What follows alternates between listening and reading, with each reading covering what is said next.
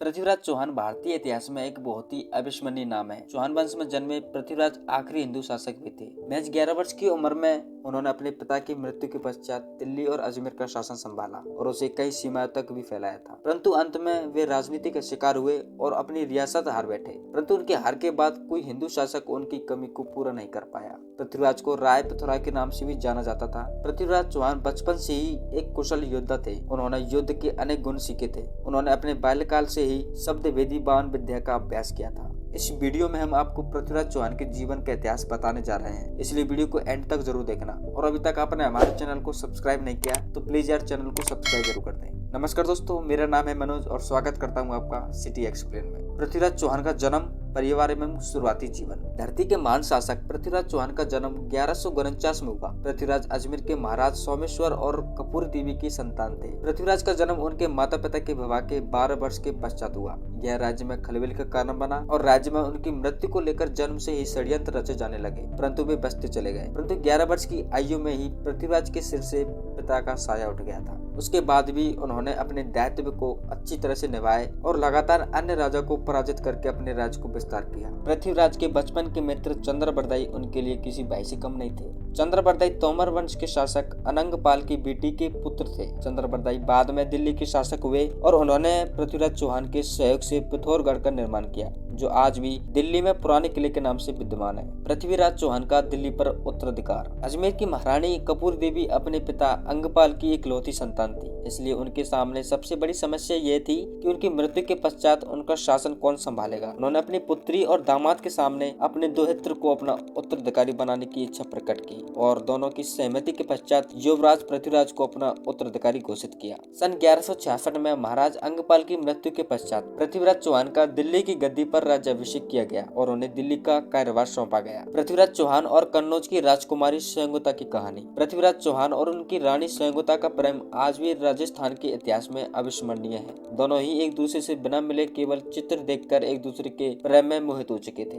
वहीं स्वयंगुता के पिता जयचंद्र पृथ्वीराज के साथ ईर्ष्या का भाव रखते थे, तो अपनी पुत्री का पृथ्वीराज चौहान से विवाह का विषय तो दूर दूर तक सोचने योग्य बात ही नहीं थी। जयचंद्र केवल पृथ्वीराज को नीचे दिखाने का मौका ढूंढते रहते थे और यह मौका उन्हें अपनी पुत्री के स्वयंवर से मिला। राजा जयचंद्र ने अपनी पुत्री स्वयंगुता को स्वयंवर आयोजित किया। इसके लिए उन्होंने पूरे देश से राजा को आमंत्रित किया, केवल पृथ्वीराज चौहान को छोड़कर। पृथ्वीराज को नीचे दिखाने के उद्देश्य से उन्होंने स्वयंवर में पृथ्वीराज की मूर्ति द्वारपाल के स्थान पर रखी, परंतु इसी स्वयंवर में पृथ्वीराज ने स्वयंगुता की इच्छा से उनका अपहरण भरी महफिल में किया और उन्हें भगाकर अपनी रियासत में ले आए और दिल्ली आकर दोनों का पूरी विधि से विवाह संपन्न हुआ। इसके बाद राजा जयचंद्र और पृथ्वीराज के बीच दुश्मनी और भी बढ़ गई। पृथ्वीराज की सेना बहुत ही विशालकाय थी, जिसमें 3 लाख सैनिक और 300 हाथी थे। कहा जाता है कि उनकी सेना बहुत ही अच्छी तरह से संगठित थी। इसी कारण इस सेना के बूते उन्हें कई युद्ध जीते और अपने राज्य का विस्तार करते चले गए। पृथ्वीराज चौहान और मोहम्मद गोरी का प्रथम युद्ध। अपने राज्य के विस्तार को लेकर पृथ्वीराज चौहान हमेशा सजग रहते थे और इस बार अपने विस्तार के लिए उन्होंने पंजाब को चुना और इस समय संपूर्ण पंजाब पर मोहम्मद साबुद्दीन गौरी का शासन था। वह पंजाब के ही भटिंडा से अपने राज्य पर शासन करता था। गौरी से युद्ध के बिना पंजाब पर शासन नामुमकिन था,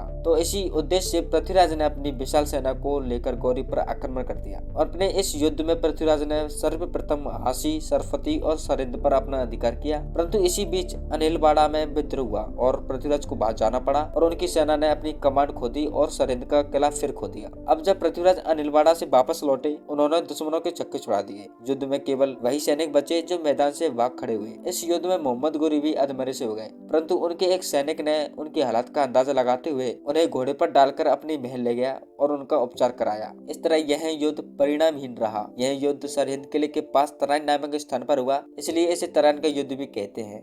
इस युद्ध में पृथ्वीराज ने लगभग 7 करोड़ रुपए की संपदा अर्जित की, जिसे उसने अपने सैनिकों में बांट दिया। मोहम्मद गोरी और पृथ्वीराज का दूसरा विश्व युद्ध। अपनी पुत्री स्वयंगुता के अपहरण के बाद राजा जयचंद्र के मन में पृथ्वीराज के लिए कटुता बढ़ती चली गई थी तथा उसने पृथ्वीराज को अपना दुश्मन बना लिया। वो पृथ्वीराज के खिलाफ अन्य राजपूत राजा को भी भड़काने लगा। जब उसे मोहम्मद गोरी और पृथ्वीराज के युद्ध के बारे में पता चला तो वह पृथ्वीराज के खिलाफ मोहम्मद गोरी के साथ खड़ा हो गया। दोनों ने मिलकर 2 साल बाद सन 1192 में पुनः पृथ्वीराज पर आक्रमण किया। इस युद्ध के समय जब पृथ्वीराज के मित्र चंद्रबरदाई ने अन्य राजपूत राजाओं से मदद मांगी तो संयुक्ता के स्वयंवर से हुई घटना के कारण उन्होंने भी उनकी मदद से इनकार कर दिया और ऐसे में पृथ्वीराज चौहान अकेले पड़ गए और उन्होंने अपनी 3 लाख सैनिकों के द्वारा गौरी का सामना किया। क्योंकि गौरी की सेना में अच्छे घुड़सवार थे, उन्होंने पृथ्वीराज की सेना को चारों ओर से घेर लिया। ऐसे में वे न आगे बढ़ पाए उन्हें पीछे हट पाए और जयचंद्र के गद्दार सैनिकों ने राजपूत सैनिकों का ही संहार किया और पृथ्वीराज की हार हुई। युद्ध के बाद पृथ्वीराज और उनके मित्र चंद्रबरदाई को